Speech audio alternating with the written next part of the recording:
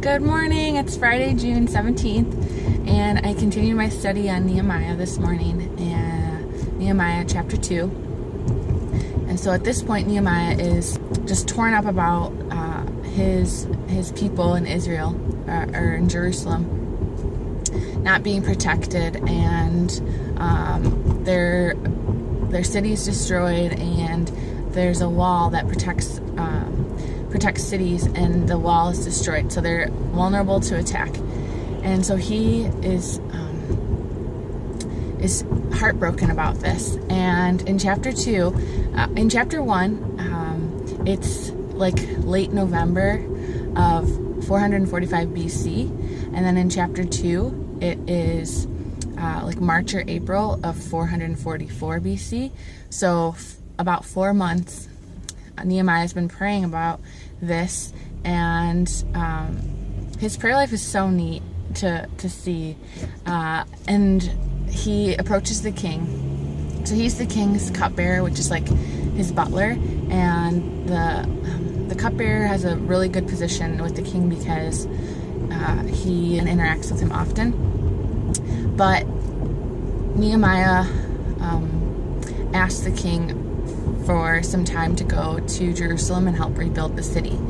But it was really neat because the author had us look back in Ezra, the book of Ezra, and years prior, this same king got a letter from people against Jerusalem, and the king ordered that Jerusalem would not be able to rebuild their city. There was a law against it.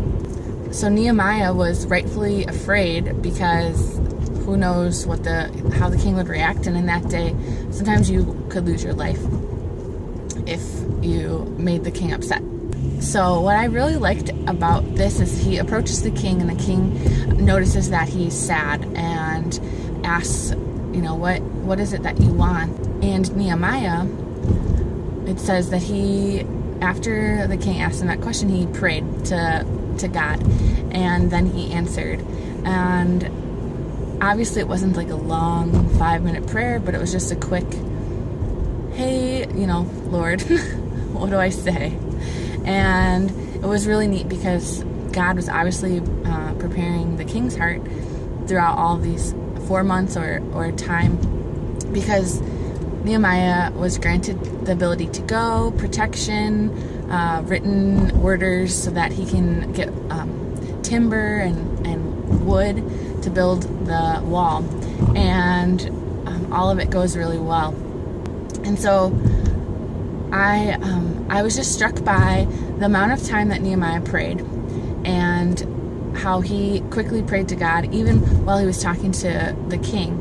And it's really neat because I think we can get ourselves in situations where we need to respond right away or make a decision right away, and we can just lift up those quick, Lord, what do I do here? And involve him in our conversations day to day. And it doesn't have to be this big, huge ordeal of praying for 10 minutes. We can just be in constant communication with the Lord. And then on the flip side, he spent so much time praying. He could have gone straight to the king, but he was waiting to be prompted by God. And in that instance, then he continued to call on God, and I just love it. I just think it's so neat.